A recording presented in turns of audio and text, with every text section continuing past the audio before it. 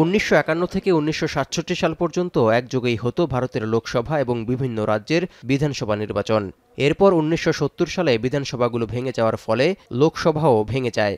শুরু হয় আলাদাভাবে নির্বাচন শুরুর রীতি।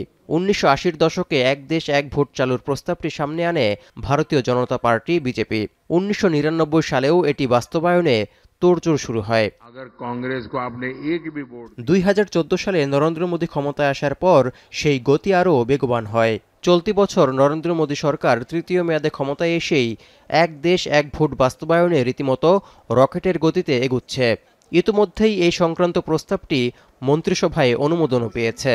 প্রস্তাব অনুযায়ী 100 দিনের মধ্যে পর্যায়ক্রমে ভোটগুলো হলে ভারতের মতো এত বড় গণতান্ত্রিক দেশে বিপুল অর্থ সাশ্রয় হবে বলেও দাবি বিজেপির। তবে প্রধান বিরোধী দল কংগ্রেস সহ বেশ কয়েকটি রাজনৈতিক দল এর বিরোধিতাও করছে। নিজেদের ক্ষমতার দাপট বাড়াতেই ভারতের যুক্তরাষ্ট্রীয় কাঠামো ভেঙে দেওয়ার ছক আঁকছে বিজেপি, এমনটাই অভিযোগ তাদের। किस तरह से कीजिएगा आप वन नेशन वन इलेक्शन? ये सारे शिगुफे हैं आपका ध्यान भटकाने के लिए। आपका ध्यान भटक सकता है, हमारा नहीं भटकेगा। सारी चीजें जो मोदी सरकार करती है ये ध्यान बटाने का, सिर्फ ध्यान मुद्दों से भंग करने का तरीका मात्र है। এত বিরোধিতা উপেক্ষা করেও যেহেতু মোদী সরকার এক দেশ এক ভোট বাস্তবায়নে নাছোড়বান্দা হয়ে উঠেছে, সেক্ষেত্রে প্রশ্ন উঠেছে এটি কার্যকরে কিভাবে এগোবে বিজেপি সরকার। এমন উত্তর খুঁজতে গিয়ে দেখা যায় নীতিটি চালু করতে গেলে সবার আগে সংবিধান সংশোধন করা বাধ্যতামূলক। এর জন্য দরকার বিলের পক্ষে 2/3 সমর্থন, যা এখনও জোগাড় করতে পারেনি বিজেপি। এমনকি সংবিধান সংশোধনে রাজ্য ও কেন্দ্রশাসিত বিধানসভায় প্রস্তাবটি পাশ করাও বাধ্যতামূলক। এদিকে এক দেশ এক ভোট প্রক্রিয়া এগিয়ে নিতে পার্লামেন্টের আসন্ন শীতকালীন অধিবেশনে এ সংক্রান্ত বিলটি তোলা হতে পারে বলেও আভাস মিলছে। এর আগে ভারতের সাবেক প্রেসিডেন্ট রামনাথ কোবিন্দের নেতৃত্বে উচ্চ পর্যায়ের একটি কমিটি একযোগে নির্বাচন আয়োজনের উপর প্রতিবেদন জমা দিলে প্রস্তাবটি কেন্দ্রীয় মন্ত্রিসভায় অনুমোদন পায়। কিন্তু এটি শেষ পর্যন্ত আলোর মুখ দেখে কিনা তা নিয়ে শঙ্কায় রয়েছেন অনেক ভারতীয়।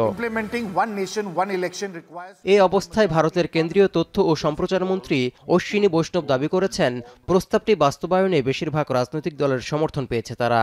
এমনকি পরামর্শ কমিটি কাজ শুরু করার পর জরিপে অংশ নেওয়া 80% বেশি মানুষ এ প্রস্তাবের পক্ষে ইতিবাচক সমর্থন দিয়েছেন বলেও দাবি করেন তিনি।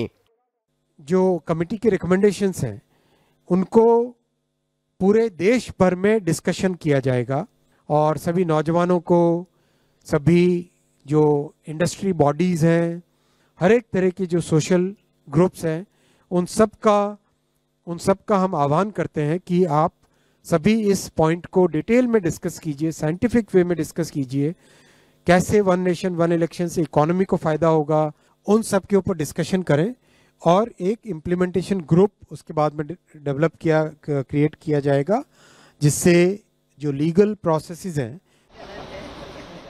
এদিকে কেন্দ্রীয় স্বরাষ্ট্রমন্ত্রী অমিত শাহ জোর দিয়ে বলেছেন এনডিএ সরকারের বর্তমান মেয়াদেই কার্যকর হবে ওয়ান নেশন ওয়ান ইলেকশন ব্যবস্থা।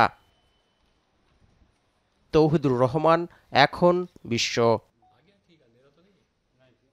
250-টিরও বেশি ডিজাইন অপশন নিয়ে ওয়ালটন স্মার্ট ফ্রিজ, বোঝে আপনার প্রয়োজন।